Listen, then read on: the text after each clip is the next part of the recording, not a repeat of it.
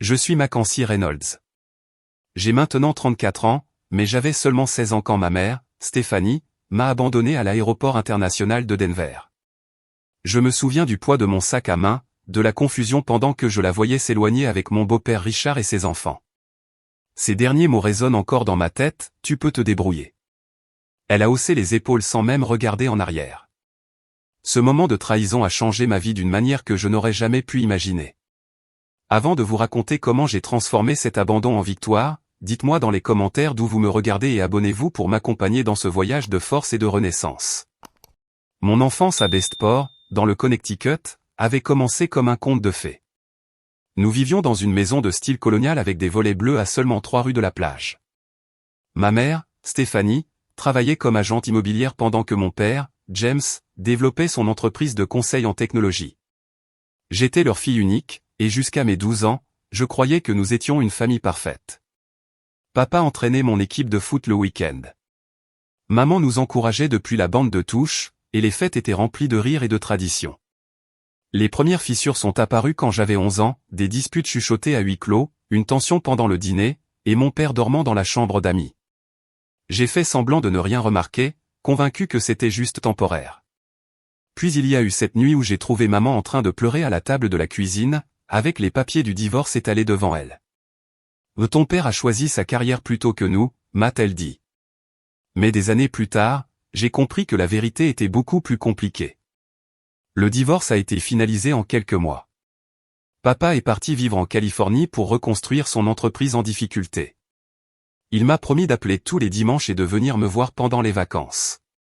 Maman a eu la garde principale et a gardé notre maison familiale. Papa envoyait des chèques chaque mois, mais maman se plaignait toujours que ce n'était pas assez. Pendant ces 2 premières années, je vivais pour les appels de papa et ses visites occasionnelles. Maman semblait détester chaque moment que je passais à parler de lui ou avec lui. Il nous a abandonnés, Mackenzie, me répétait-elle, comme si partir à l'autre bout du pays par nécessité était un abandon. Quand j'ai eu 14 ans, tout a changé à nouveau. Maman a rencontré Richard Thomas lors d'un gala de charité. Il venait de divorcer, était riche grâce à sa carrière dans la banque d'investissement, et avait 2 enfants proches de mon âge.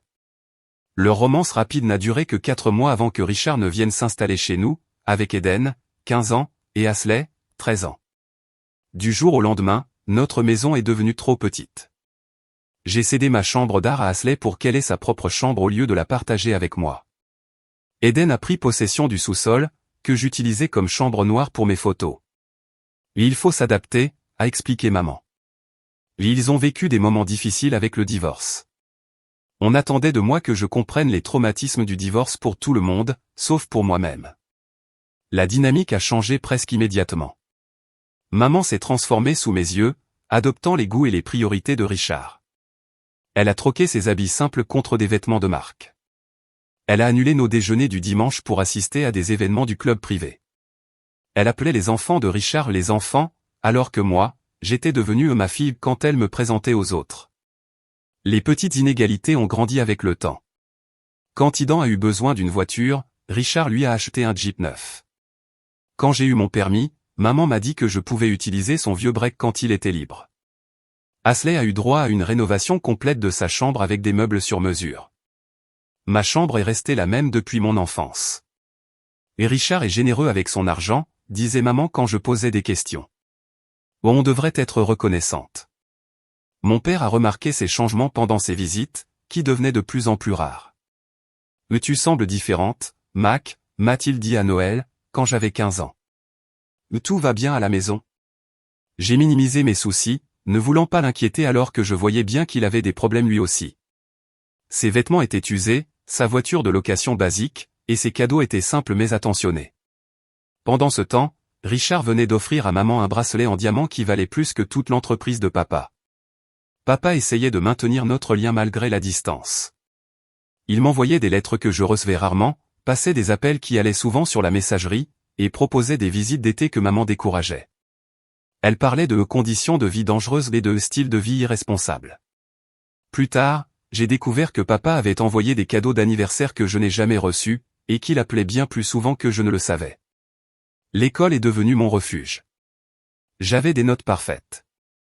J'ai rejoint le club photo et j'ai gagné une compétition régionale avec ma série de photos sur l'érosion des côtes. Je suis rentré à la maison, tout excité de partager ma victoire, pour trouver la maison vide.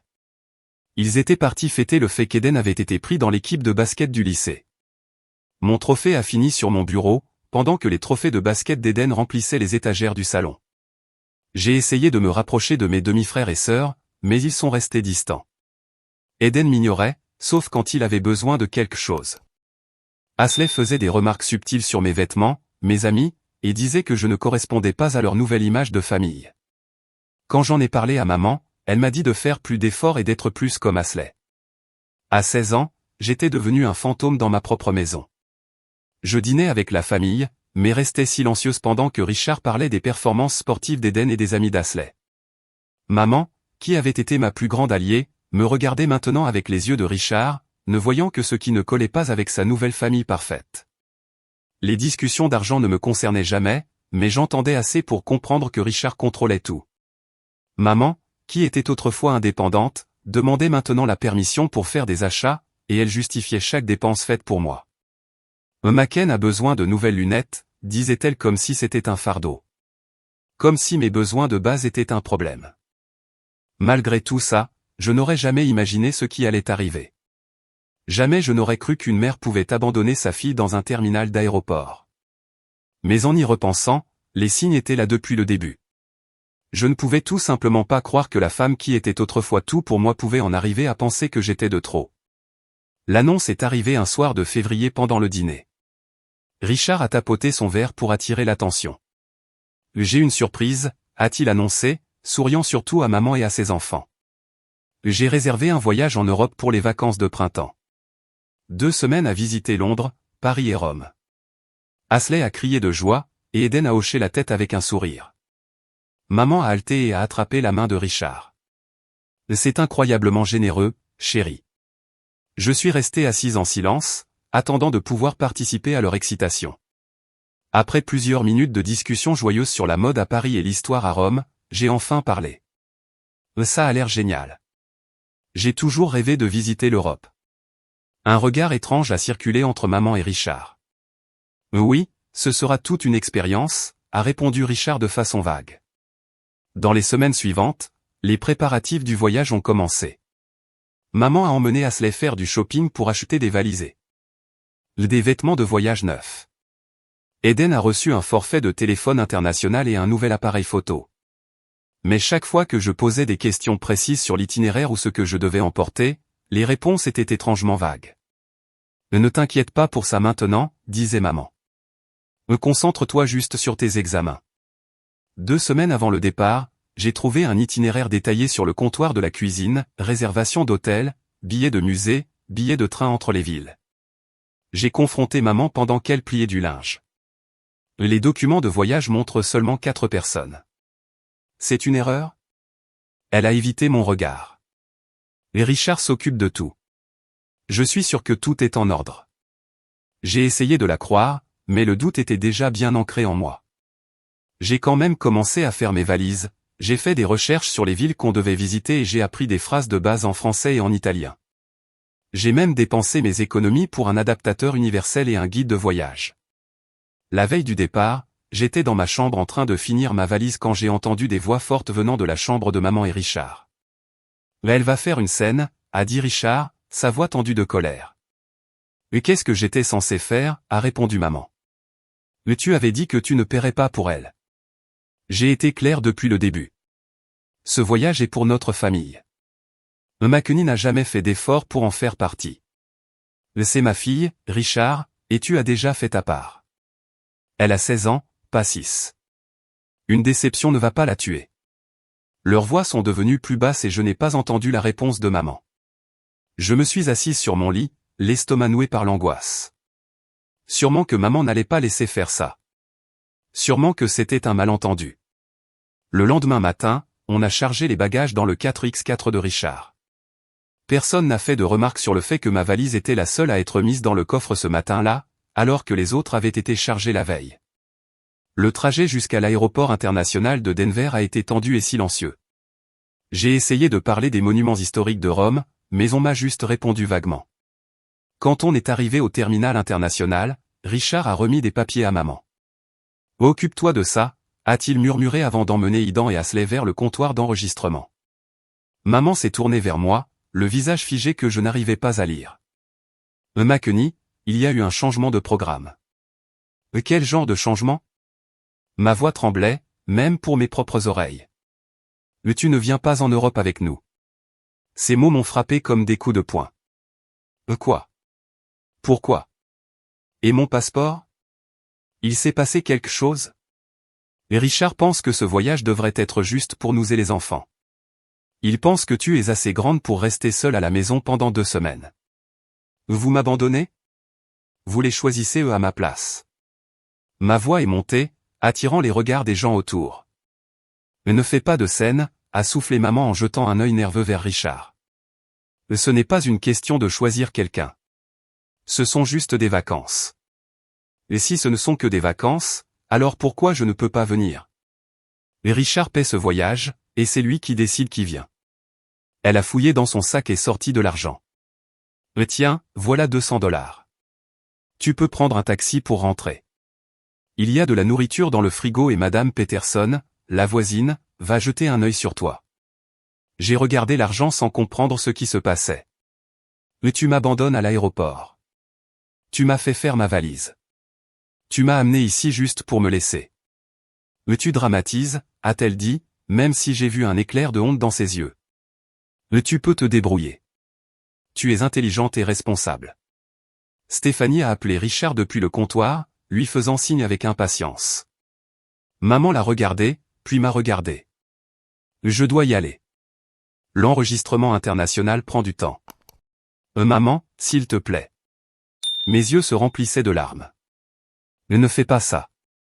Pendant une seconde, elle a eu un doute sur son visage.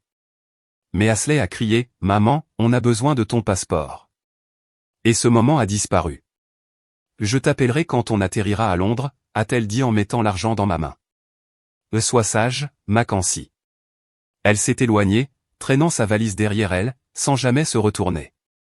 Je suis resté figé, regardant leur passage à la sécurité, et Ashley s'est retournée une fois pour me faire un petit signotin. « Tu peux te débrouiller. » Elles ont haussé les épaules. Ces 3 mots montraient à quel point je comptais peu. Je suis resté seul dans ce terminal rempli de monde, entouré de familles heureuses de se retrouver et de voyageurs enthousiastes, sans personne vers qui me tourner. À ce moment-là, j'ai compris que la mère que je pensais connaître était déjà partie depuis longtemps, bien avant de partir physiquement. Je ne sais pas combien de temps je suis resté là, à serrer les $200 et à regarder la sécurité où ma famille avait disparu. Les gens passaient près de moi, me frôlant, me demandant pardon ou me lançant des regards agacés parce que je bloquais le passage. La réalité m'a frappé quand une famille avec des enfants m'a demandé de me pousser pour accéder au comptoir. Je suis allé en titubant jusqu'à un banc proche, mes jambes incapables de me soutenir. Mes mains tremblaient tellement que j'ai fait tomber mon téléphone 2 fois en essayant de le déverrouiller. À qui pouvais-je appeler ? Mes amis de l'école étaient tous en voyage pour les vacances de printemps. Les rares membres de ma famille vivaient à l'autre bout du pays. La maison serait vide pendant 2 semaines, et même si je pouvais physiquement y survivre seul, l'idée de revenir dans cet endroit silencieux, rempli de preuves que j'étais de trop, me donnait envie de vomir. « Ça va, ma chérie ?» J'ai levé les yeux. C'était une employée de la compagnie aérienne en uniforme bleu, avec un badge où il était écrit « Jitter ». Ma voix s'est cassée et, à ma grande honte, j'ai éclaté en sanglots incontrôlables. Jitter s'est assise à côté de moi et a posé doucement sa main sur mon épaule. « Prends ton temps. Respire un bon coup. » Quand j'ai pu parler à nouveau, je lui ai expliqué ce qui s'était passé, entre 2 sanglots. Son visage est passé de l'inquiétude à l'indignation. « Ils t'ont juste laissé ici. Ta mère t'a abandonné à l'aéroport. » Quand j'ai hoché la tête, elle s'est levée d'un bond. « Viens avec moi. » Elle m'a conduite jusqu'à une porte réservée au personnel, a passé sa carte, et m'a fait entrer dans une salle de repos calme avec des fauteuils confortables et une fontaine d'eau. « Voici notre salle de pause. Tu peux rester ici pendant qu'on trouve une solution. » Elle m'a tendu une boîte de mouchoirs. « Tu as quelqu'un à appeler ?» Sa question m'a forcé à affronter une vérité douloureuse, j'étais seul. J'ai regardé mes contacts, des camarades, pas de vrais amis, des profs qui seraient obligés de prévenir les services sociaux, et des voisins que je connaissais à peine. Et là, je l'ai vu, papa. Je n'avais pas parlé à mon père depuis presque 2 mois. Notre dernière conversation avait été tendue, maman était là, regardant l'heure et soupirant. Mais c'était toujours mon père. Je pourrais appeler mon père, ai-je dit d'une voix hésitante. Mais il vit en Californie, et c'est compliqué. Compliqué comment, demanda Jeter doucement. Ma mère a la garde principale. Elle ne soutient pas notre relation. Et je crois qu'elle interceptait ses appels et ses lettres. Cette idée m'est venue au moment même où je la disais. Bon, compliqué ou pas, c'est ton père. Et ce que ta mère a fait est illégal. C'est un abandon de mineur. Le mot abandon a rendu tout ça réel. Ma propre mère m'avait abandonné. Jeter m'a laissé seul pour que je passe l'appel, juste derrière la porte. Avec des doigts tremblants, j'ai cherché le nom de mon père et j'ai appuyé sur appeler, m'attendant à tomber sur sa messagerie. Il a répondu à la 2e sonnerie. Mac? McKenny? Tout va bien? Son inquiétude immédiate a brisé quelque chose en moi, et j'ai de nouveau éclaté en larmes. Entre 2 sanglots, je lui ai expliqué ce qui s'était passé, l'annonce des vacances, l'exclusion subtile, l'abandon à l'aéroport. Elle est simplement partie. Maman ne s'est même pas retournée. Le silence de l'autre côté de la ligne a été si long que j'ai cru que l'appel avait été coupé.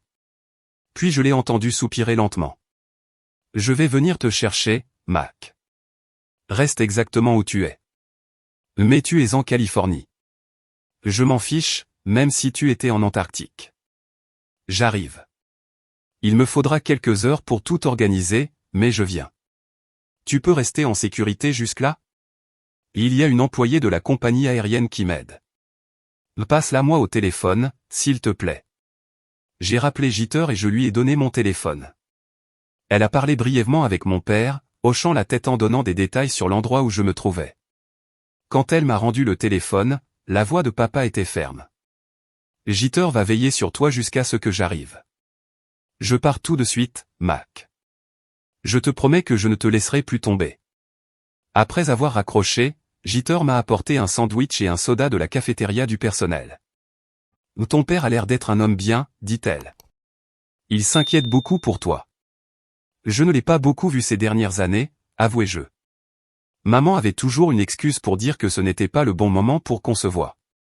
Pendant les heures passées dans la salle de repos, je repensais au moment des 4 dernières années. Les cadeaux de Noël de papa, qui semblaient de moins en moins personnels avec le temps, comme s'il ne savait plus ce que j'aimais. Les appels qui devenaient rares, les lettres qui avaient cessé d'arriver. Avait-il abandonné? Ou est-ce maman qui avait mis des barrières sans que je le sache? Je pensais à mon isolement chez moi, à la manière dont les enfants de Richard passaient avant moi en tout, la place dans la maison, les vacances, l'attention. À la façon dont maman était passée de protectrice à femme prête à tout pour plaire à son mari, même si ça voulait dire m'effacer. 6 heures après mon appel, Jeter est revenu, l'air un peu étonné. Ton père est là, dit-elle. Et tu ne m'avais pas dit qu'il venait en jet privé? Quoi? Allez, ils t'attendent dans le terminal privé. Sous le choc, j'ai suivi Jeter par les couloirs réservés au personnel jusqu'à un bâtiment séparé que je ne savais même pas qu'il existait. Et là, debout à côté d'un jet blanc élégant avec Reynolds Tech peint sur le côté, se tenait mon père. Il avait l'air différent de mes souvenirs, plus sûr de lui, vêtu d'un costume sur mesure plutôt que d'un jean usé et d'une chemise à carreaux. Mais ses yeux étaient les mêmes, et ils se sont remplis de larmes en me voyant. On s'est jeté dans les bras l'un de l'autre, et l'étreinte a failli nous faire tomber tous les deux. Je suis là, Mac, a-t-il murmuré contre mes cheveux. Je suis là, et je ne te laisserai plus jamais. À ce moment-là, avec le bruit du jet en fond et les bras protecteurs de mon père autour de moi, j'ai pris une décision. Je ne retournerai pas dans une maison où je suis un choix de dernière minute. Je ne courrai plus après une mère capable de partir sans se retourner. Je reconstruirai ma vie, comme papa a reconstruit la sienne. Et plus jamais je ne laisserai quelqu'un me traiter comme si je valais moins que les autres. L'intérieur du jet n'était pas du tout comme je l'avais imaginé, siège en cuir crème, table en bois poli, petite cuisine. Une hôtesse nommée Carole m'a immédiatement proposé un chocolat chaud. Ton père a dit que c'était ta boisson préférée, dit-elle avec un sourire chaleureux. J'ai regardé papa, surprise qu'il se souvienne d'un tel détail après toutes ces années. Il s'est assis en face de moi, son visage exprimant de l'inquiétude mais aussi autre chose, de la fierté, peut-être. Reynolds Tech? Ai-je demandé en pointant le logo vu sur l'avion. C'est nouveau. Papa hocha la tête. Beaucoup de choses ont changé ces dernières années, Mac. Quand je suis parti en Californie, mon entreprise était en train de couler. J'ai dû tout recommencer à zéro. Maman disait toujours que tu avais choisi ta carrière plutôt que nous. Sa mâchoire s'est crispée. Ce n'est pas ce qui s'est passé. Le divorce était compliqué. Mais je ne t'ai jamais choisi en dernier. Jamais. Pendant que le jet volait à 300 pieds d'altitude, papa m'a raconté comment il avait transformé son entreprise de conseil en une société de développement logiciel spécialisée en cybersécurité. 3 ans de quasi-faillite, puis une invention révolutionnaire qui a attiré de grands investisseurs. Pourquoi tu ne m'as rien dit?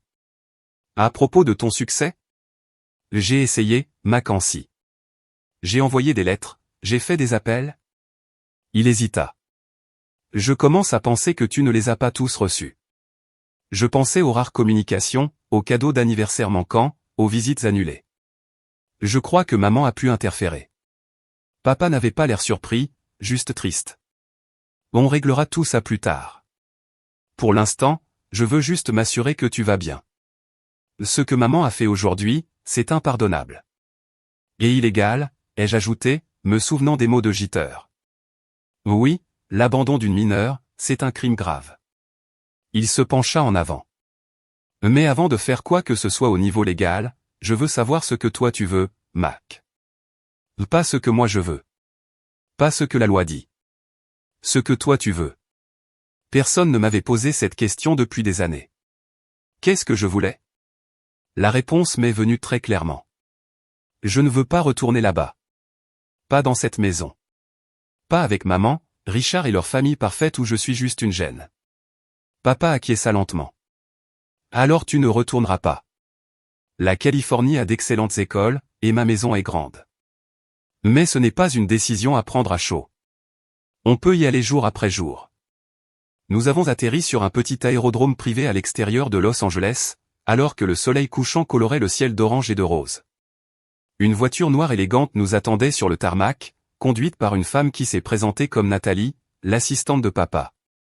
On a préparé la suite d'invités pour Mackenzie, dit-elle à papa. Et j'ai repoussé vos réunions à Tokyo à la semaine prochaine, comme demandé. Merci, Nathalie. Je vais travailler à domicile pour un moment. Je compris alors qu'il annulait ses déplacements internationaux pour rester avec moi.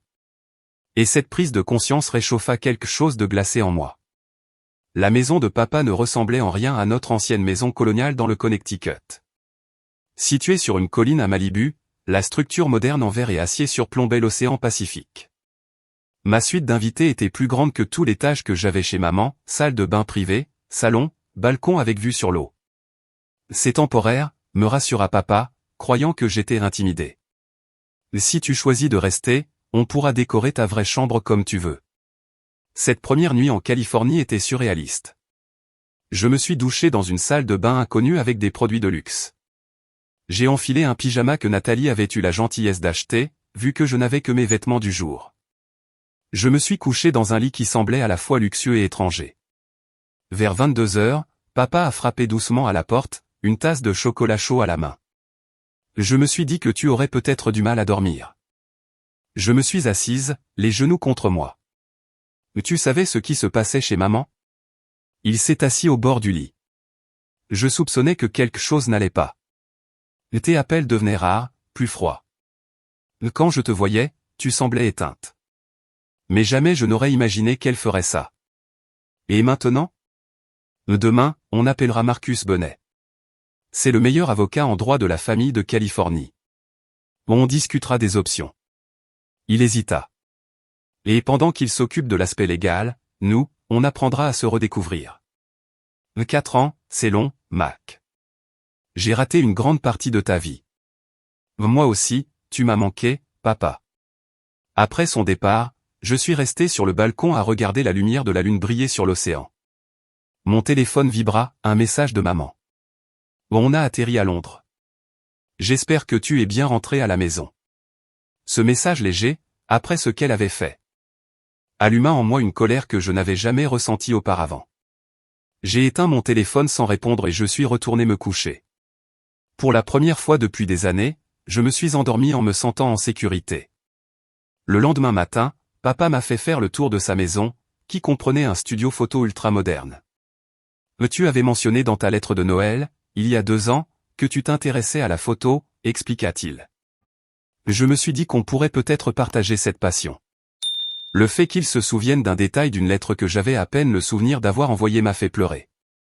Plus tard dans la journée, nous avons visité le siège de l'entreprise de papa à Santa Monica. Reynolds Tech occupait 3 étages dans un bâtiment moderne près de la plage. Les employés saluaient papa avec un vrai respect, et plusieurs ont dit avoir entendu parler de moi pendant des années. Ton père parle de toi tout le temps, a dit Lee, sa directrice marketing. On a tous vu tes photos d'école sur son bureau. J'ai regardé papa, qui semblait un peu gêné. Peut-être que j'ai un peu exagéré tes réussites scolaires. Dans son bureau, j'ai vu ce que Lee voulait dire. Parmi les trophées professionnels et les magazines de business encadrés qui parlaient de son entreprise, il y avait une série de photos scolaires encadrées, montrant ma croissance de 12 à 16 ans. Ainsi que des coupures de journaux sur mes victoires dans des concours de photos. Tu as tout gardé, ai-je murmuré. Bien sûr, Mackenzie, tu es ma fille. Ce n'est pas parce que je n'étais pas là que je ne te regardais pas, que je ne t'encourageais pas de loin. Pendant qu'il assistait à une réunion rapide, Nathalie m'a aidé à faire une liste de choses essentielles dont j'avais besoin. L'après-midi, on avait acheté des vêtements, des produits de toilette, et même un nouvel ordinateur portable. Ton père m'a dit que tu pourrais rester ici longtemps, dit Nathalie avec prudence pendant qu'on chargeait les sacs dans la voiture. Et il est plus heureux que je ne l'ai vu depuis des années. Je pense que je vais rester, ai-je dit, moi-même surprise par la certitude dans ma voix. Mais il fallait gérer les choses légalement. 2 jours plus tard, Marcus Bonnet est arrivé à la maison. L'avocat distingué a écouté attentivement pendant que je racontais l'abandon à l'aéroport et les années de négligence émotionnelle qui l'avaient précédé. Ce que votre mère a fait est considéré comme de l'abandon de mineur selon les lois du Colorado et du Connecticut, expliqua-t-il. Nous avons des bases solides pour demander un changement immédiat de garde. Avant de faire quoi que ce soit, je veux récupérer mes affaires au Connecticut, ai-je dit. Mon matériel photo, mes objets personnels. Maman et Richard ne reviendront que dans 2 semaines. Marcus et papa échangèrent un regard. On peut arranger ça, dit Marcus avec prudence. Mais il faudra tout documenter correctement. 2 jours plus tard, papa et moi avons pris son jet privé pour retourner au Connecticut. Accompagné de Marcus et d'un photographe professionnel chargé de documenter l'état de la maison et de mes affaires. Avec ma clé, on est entré dans la maison silencieuse. Tout était exactement comme je l'avais laissé, sauf un détail. Sur le comptoir de la cuisine, il y avait une pile de courriers à mon nom, rangés avec des élastiques par année. Cartes d'anniversaire, cartes de Noël, cartes postales des voyages de papa. Certains enveloppes contenaient des cartes cadeaux ou des chèques jamais encaissés. Là elle me les a cachés, ai-je soufflé en les montrant à papa. Pendant toutes ces années. Son visage s'est durci. Documente tout, a-t-il dit au photographe. Chaque courrier, chaque pièce. Dans ma chambre, j'ai trouvé encore plus de preuves du mensonge de maman. Dans le tiroir de mon bureau, sous des papiers d'école, il y avait un dossier contenant des emails imprimés de papa que je n'avais jamais vus. Des itinéraires de vol pour des visites annulées sous prétexte que papa était trop occupé. Et même des brochures de programmes d'été en Californie que papa avait apparemment proposées. Pendant que je faisais mes valises, je ressentais un étrange détachement. La chambre que j'occupais depuis mon enfance ne ressemblait plus à un foyer. C'était un musée d'une vie que je laissais derrière moi. Avant de partir, j'ai écrit un mot bref. Je suis en sécurité avec papa. N'essayez pas de me contacter. Mon avocat vous appellera. Je l'ai laissé sur le comptoir de la cuisine, à côté du courrier non ouvert, témoignage silencieux d'années de mensonges. Quand notre avion a décollé du sol du Connecticut, je ne me suis pas retourné. Mon avenir m'attendait en Californie, avec un père qui ne m'avait jamais cessé d'aimer, même si la distance et le mensonge nous avaient séparés. Mes premières semaines en Californie furent un tourbillon d'organisation pratique. Papa m'a inscrite à la Westridge School, une école privée très exigeante à Pasadena. Marcus Bonnet a déposé des demandes de garde d'urgence dans les tribunaux du Connecticut et de Californie. On a aussi engagé une thérapeute appelée Dr Eleanor Fields pour m'aider à gérer le traumatisme de l'abandon. L'adaptation prendra du temps, m'a averti la Dr Fields à notre première séance. Tu as été trahi profondément par la personne qui aurait dû te protéger le plus. Pendant ce temps, maman était rentrée d'Europe. Elle avait trouvé ma note et ma chambre vide. Ses appels et ses textos sont passés de simples messages à des demandes frénétiques pour savoir où j'étais. J'ai gardé le silence, sur les conseils de Marcus, même si chaque appel ignoré me pinçait douloureusement le cœur. Elle t'a abandonné dans un aéroport, me rappelait doucement papa en me voyant fixer mon téléphone. Mais tu ne lui dois pas de réponse immédiate. 2 semaines après mon arrivée en Californie, j'ai commencé les cours. Westrich ne ressemblait en rien à mon ancien lycée public du Connecticut. Les classes étaient plus petites, les profs plus investis, et le campus ressemblait à une petite université, avec son architecture espagnole et ses jardins entretenus. Dès le premier jour, j'ai rencontré Jessica Martinez en cours de photographie. Elle a vu que j'avais du mal avec un appareil que je ne connaissais pas et m'a proposé son aide sans être condescendante. « T'es la nouvelle, hein » dit-elle avec un sourire chaleureux. « Moi aussi, j'étais la nouvelle l'année dernière. » Ça s'améliore, promis. Jessica est devenue ma première vraie amie en Californie. Elle m'a invité à déjeuner avec son groupe et m'a proposé de me faire visiter Los Angeles les week-ends. Contrairement à mes anciens camarades du Connecticut, qui me connaissaient comme la fille de Stéphanie, ou plus tard, la belle-fille de Richard.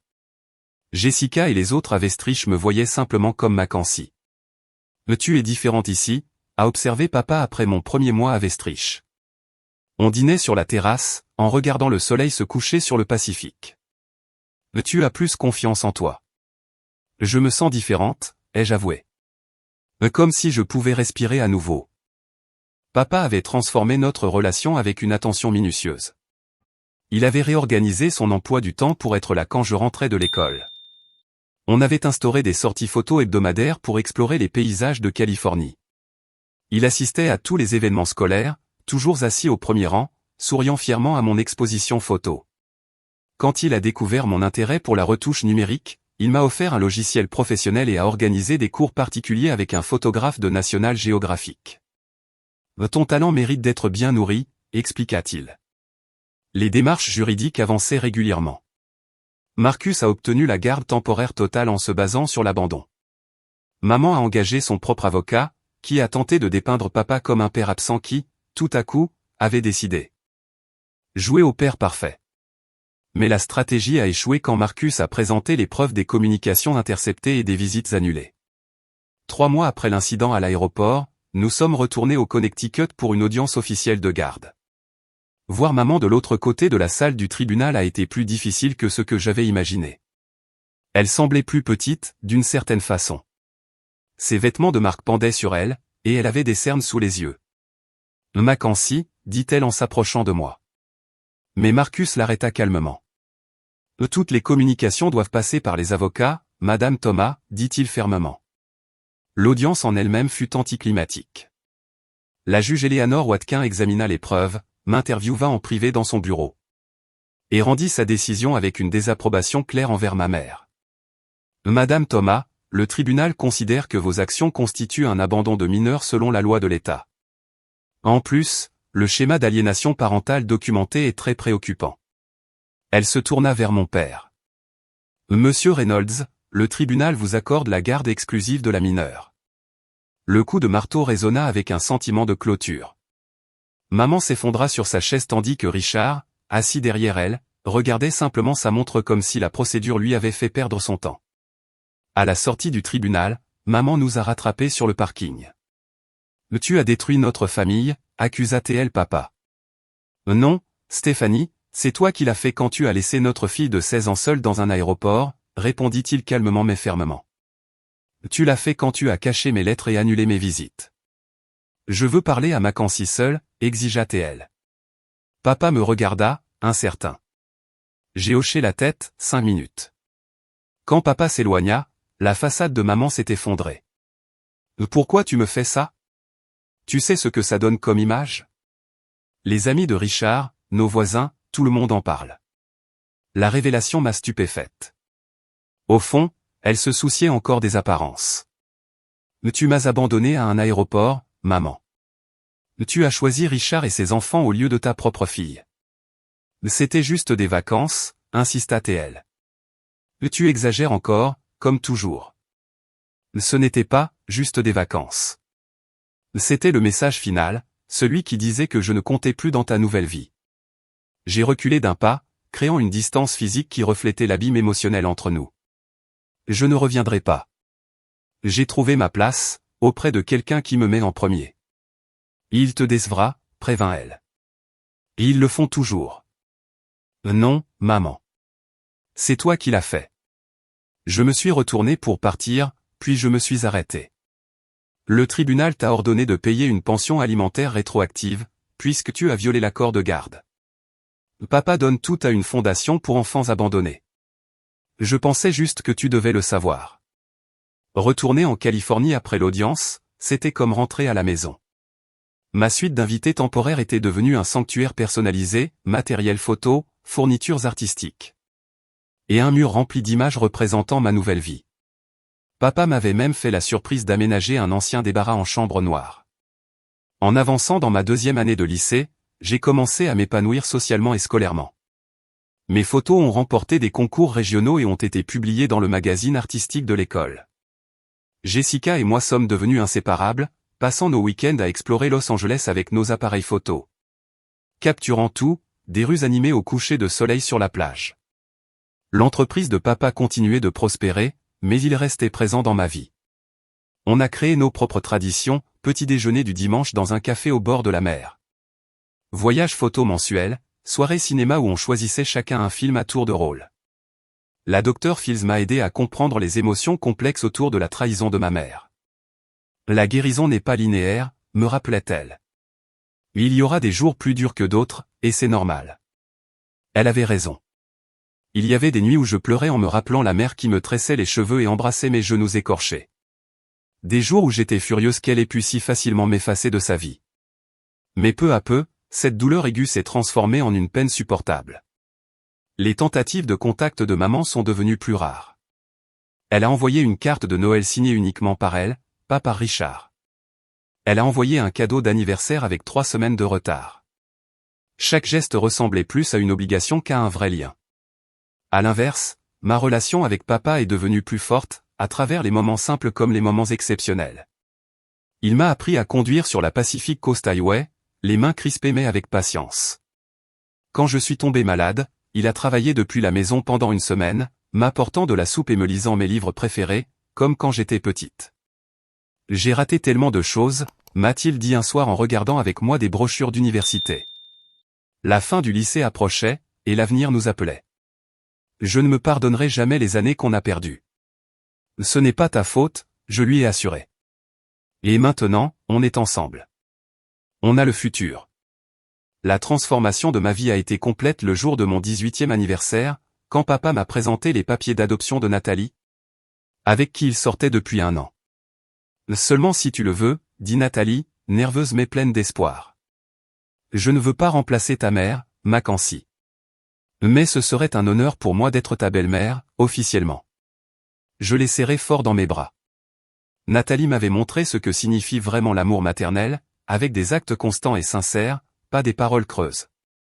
Elle assistait à mes événements, respectait mes limites, fêtait mes réussites et m'aidait dans mes échecs. J'en ai très envie, lui ai-je dit. Alors que je me préparais à ma dernière année de lycée, je repensais au chemin parcouru. De l'adolescente abandonnée à une jeune femme confiante. La trahison de l'aéroport, qui m'avait semblé être la fin du monde, était en réalité le début d'autre chose. Une vie construite sur l'amour vrai et le respect mutuel. L'année de terminale a apporté les candidatures pour les universités, le développement de mon portfolio photo.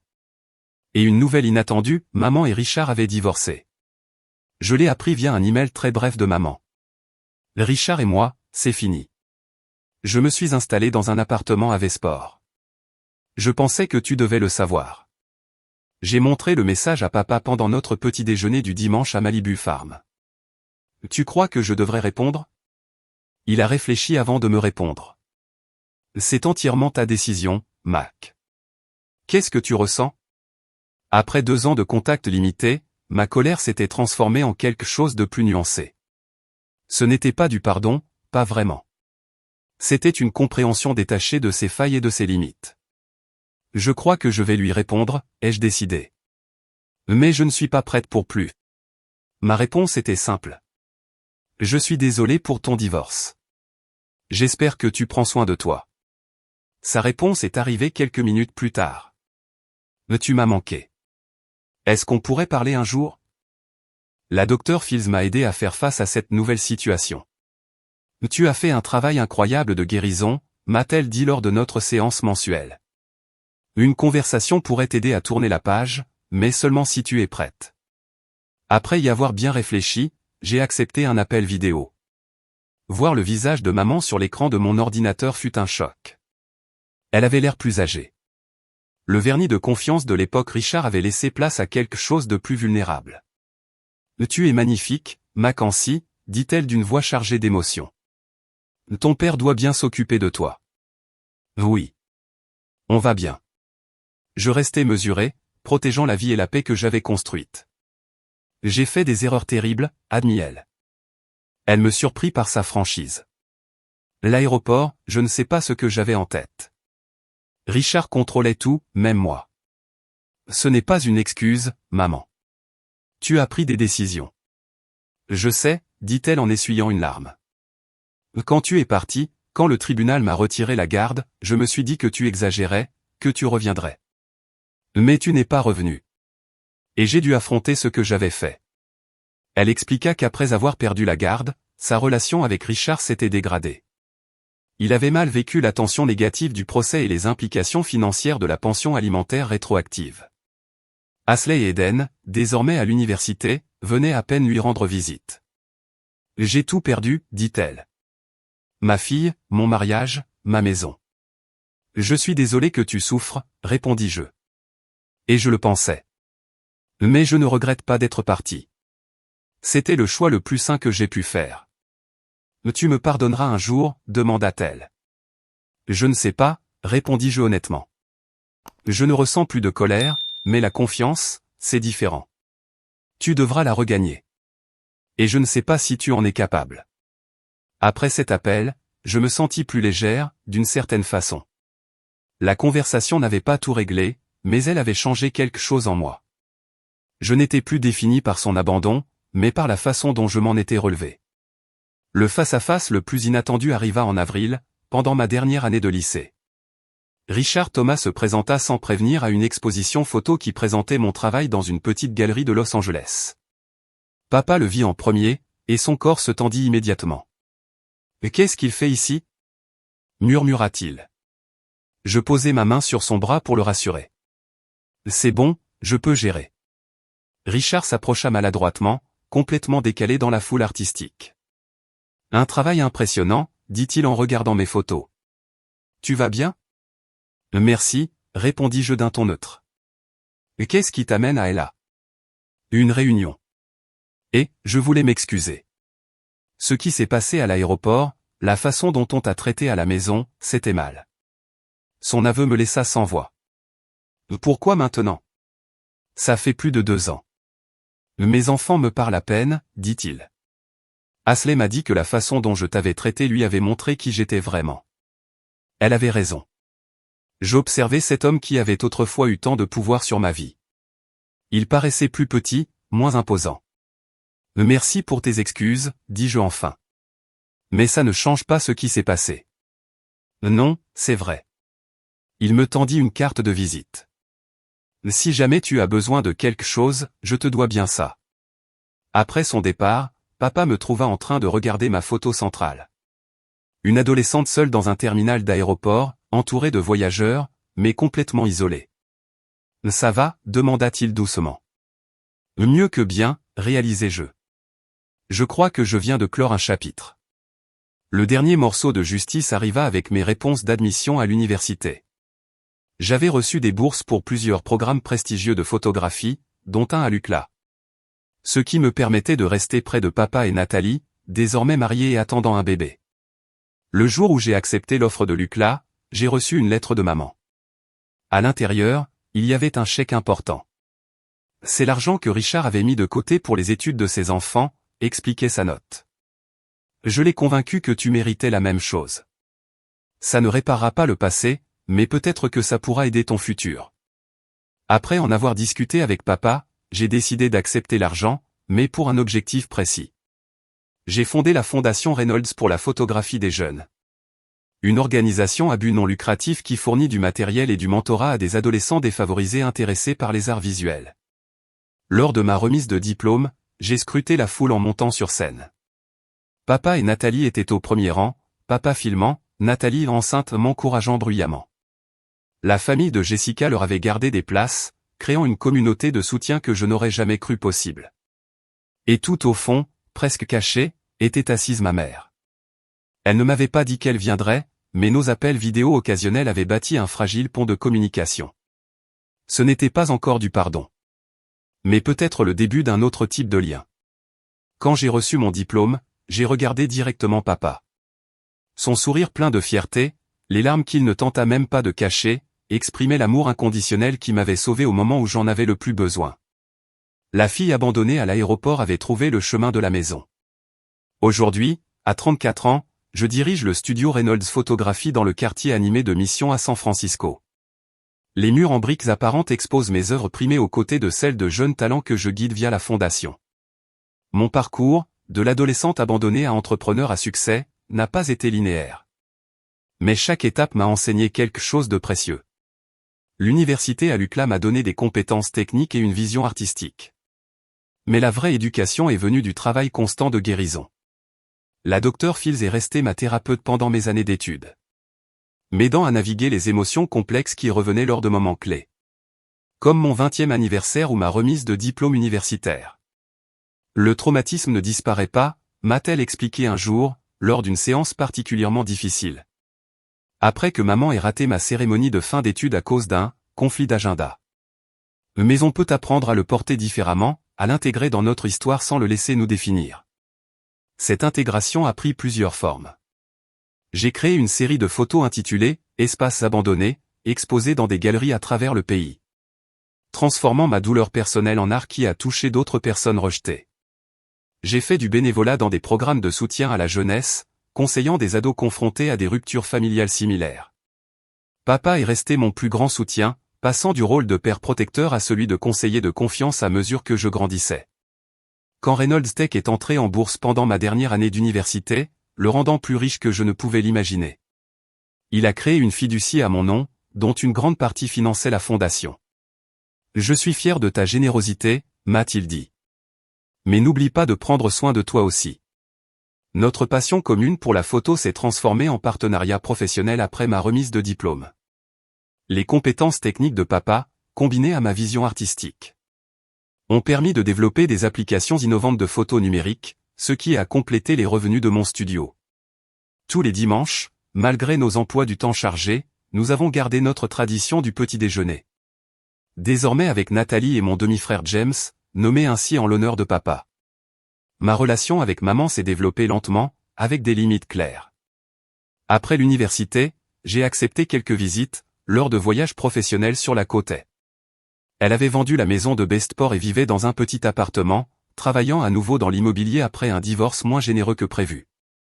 J'essaie d'être la personne que j'aurais dû être, m'a-t-elle dit un jour. Je sais qu'il est trop tard pour être la mère dont tu avais besoin, mais peut-être que je peux être quelqu'un de positif pour toi maintenant. Ironiquement, l'abandon à l'aéroport m'a appris à reconnaître le véritable amour. Quand j'ai rencontré Michael Hamilton à une conférence photo à la fin de ma vingtaine. J'ai abordé cette relation avec une sagesse chèrement acquise. Sa patience, sa constance et son respect ont révélé un homme en qui je pouvais confier mon cœur. J'ai beaucoup entendu parler de vous, dit Michael à papa lors de leur première rencontre. Mackenzie dit que vous êtes la référence avec laquelle elle mesure l'intégrité. Papa avait l'air gêné, mais heureux. J'ai juste essayé d'être là quand elle avait besoin de moi. C'est justement ça, l'intégrité, répondit Michael. Nous nous sommes mariés lors d'une cérémonie sur la plage à Malibu, près de l'endroit où se trouvait autrefois la maison de papa, avant qu'il ne déménage dans un confortable appartement après sa retraite. Maman était présente, gardant les limites appropriées et partageant même une conversation cordiale avec papa et Nathalie pendant la réception. Tu as créé quelque chose de beau à partir de quelque chose de douloureux, reconnut-elle en regardant Michael et moi danser sous les guirlandes lumineuses sur la plage. Je regrette ma part dans la douleur, mais je suis heureuse que tu aies trouvé ton chemin. Guérir ne veut pas dire oublier. Je me souviens encore du poids de mon bagage à main dans le terminal de l'aéroport, du bruit des pas de ma mère s'éloignant, du froid du sentiment d'abandon. Mais ces souvenirs ne me contrôlent plus. Ils sont simplement une partie d'une histoire plus grande, faite de triomphes, de résilience et de bénédictions inattendues. Quand notre fille Lily est née, je me suis fait 2 promesses. Je ne la laisserai jamais douter de sa valeur dans notre famille. Et je lui apprendrai que l'on peut se relever même des trahisons les plus profondes. En regardant en arrière, à 34 ans, je vois comment l'abandon à l'aéroport est devenu le catalyseur inattendu de tout ce qu'il y a de bon dans ma vie. Il m'a reconnecté à mon père, dont l'amour n'a jamais faibli, même quand la distance nous séparait. Il m'a appris à reconnaître ma propre force et ma résilience. Il m'a montré la différence entre les relations toxiques et celles qui sont saines. Mais surtout, il m'a appris que la famille ne se définit pas seulement par le sang ou les obligations, mais par l'amour, le respect et une présence constante. La famille que j'ai construite comprend mon père et Nathalie, mon mari Michael et notre fille Lily. Mon demi-frère James, et des amis comme Jessica qui m'ont soutenu dans les moments les plus difficiles. Ma mère existe à la périphérie de ce cercle familial. Notre relation est respectueuse, mais prudente. Certaines blessures guérissent complètement, d'autres laissent des cicatrices qui nous rappellent le chemin parcouru. Ma relation avec elle fait partie de cette 2e catégorie.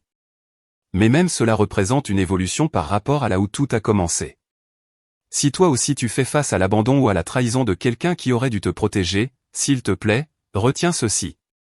Ce qui t'est arrivé n'est pas ta faute, et ça ne détermine pas ta valeur. Les personnes qui s'éloignent révèlent leur propre caractère, pas le tien. Parfois, les fins les plus douloureuses créent l'espace pour des débuts inattendus. Merci d'avoir écouté mon histoire. Si elle a résonné en toi, mets un like à cette vidéo et abonne-toi à ma chaîne, où je partage d'autres réflexions sur la résilience et la reconstruction. Dans les commentaires, j'aimerais connaître ton expérience personnelle face à des situations familiales difficiles. Qu'est-ce qui t'a aidé à guérir?